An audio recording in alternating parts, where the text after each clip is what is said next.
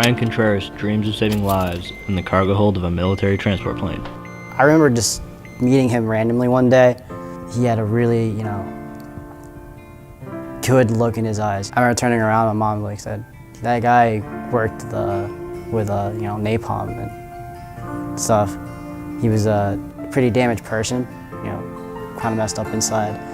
But I thought it was cool that she still talked to him like a normal guy, A childhood dream Brian wanted to become a reality. Most of his earliest memories are from sitting at the Veterans Affairs Hospital in Baltimore, where his mother used to work as a nurse. There, he would sit and watch all the commotion as his mother worked with veterans who had served in wars like Vietnam. I went to her and I was like, is it like that? Is it really is it crazy, to work with patients that are traumatized like that, like they don't have limbs or something? She said, yeah, it's pretty cool. And I thought that was, I thought I wanted to work with that. I wanted to work with really beaten patients, start working with patients or, soldiers who have been, broken, I guess. That's a terrible word. It wasn't until his junior year at Calvert Hall that he started to look at the military more seriously. Standing only 5 foot, Brian was not the typical combat medic size. There was this blog I used to read, and it was about an Army nurse. It was at that point that I realized, you're not just kind of, being an Army nurse wasn't just being in a hospital or on, and being on the ground. You can be in the air. And I thought, if you can be a patient transport nurse, working in a cargo hold, a plane's cargo hold where patients were, and transporting them to hospitals in Germany, I thought that was amazing to me. Understanding that he needed a bachelor's in nursing and to be sworn into the military as an officer, Brian made it his ultimate goal to join the ROTC program at Towson. I was working out and I had a really bad asthma attack actually, and it was during the mile run. And before this, I never took my inhaler. I kind of shoved it away in a cabinet.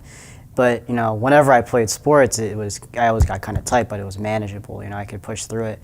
But for some reason, when I was running this mile, it was terrible for some reason. My chest was so tight that I had to grab my emergency inhaler. I had to take it, and I was like, I had never had to take my emergency inhaler before, for relief. It sucked. I was like, wait, is this a bad, could this hurt my chances into getting into the ROTC program or the Army?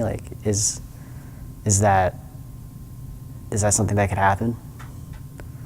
Brian was determined and wouldn't let anything stop him from becoming a nurse in the military. He was doing whatever he could to get himself ready for the physical tests. Every day, he was doing push-ups, lifting weights, and running. I scheduled an appointment with the cadre here at Towson to talk to him. In the back of my mind, I was like, should I ask you about the asthma part? And eventually, he kind of went down the list. I was like, okay, if I'm gonna have an asthma attack when I run a mile without my inhaler, and I know that having an inhaler can probably disqualify me, it's gonna get bad. But I kind of was thinking this in the back of my head, and I just kept trying to go on as normal. But as he kept describing all these, you're gonna be running, you're gonna be in the woods, you're gonna be in the woods for hours without, getting to a hospital if something happens, you gotta rely on your teammates, your squad, or whatever. And that's fine when you break your bones or something. When you are having a breathing problem and you can die, that's when it kind of struck me as this isn't gonna work. No matter how hard I can fight an asthma attack, I'm gonna die. And eventually it was I gotta say something to this cadre, to this lieutenant, and I was like, does asthma disqualify? And he said, yes. Knowing he had no chance of ever joining the military because of the one thing he couldn't control, he decided to go to the fire department to see if he could still keep part of his childhood dream alive. I remember just sitting in the lounge at the fire department. They had these rows of black chairs, and they'll all be sitting together, and I'll be by myself. And I was like, I don't want to do this anymore. This sucks. This sucks.